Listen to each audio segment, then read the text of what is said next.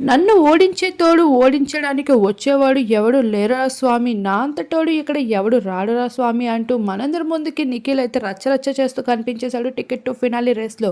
ఇక ticket to finale రేస్లో chief కంటెండర్గా అయితే ఎలా అయితే టాస్క్లు ఉన్నాయి, అలానే ఇప్పుడు టికెట్ కంటెండర్గా అయితే బిగ్ బాస్ హౌస్లో 4 లెవెల్ టాస్క్లు అయితే అందించేశాడు.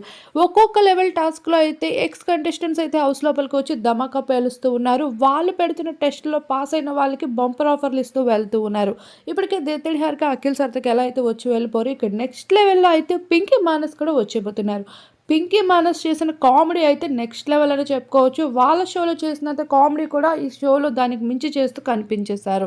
ఇక నిఖిల్ గౌతముల మధ్యన పెద్ద ఫైట్ జరుగుతూ ఉంటుంది. అప్పుడు నేను ఎవిక్షన్ వదిలేసినట్లు ఇప్పుడు టికెట్ టు ఫినాలిని నేనైతే ఓడిపోను, నిన్నైతే గెలవనివ్వను అంటూ నిఖిల్ రచ్చరచ్చ చేస్తూ వచ్చాడు. ఇక్కడ గౌతమ్ కూడా ఏ మాత్రం తగ్గేదే లేదు అన్నట్లు తనలో కూడా పుష్ప యాంగిల్ని చూపిస్తూ అందరినీ ఎంటర్టైన్ చేస్తున్నారు. ఇలా ఈ రోజు అయితే ఫామ్లోకి వచ్చేసారు నిఖిల్ గౌతమ్లు.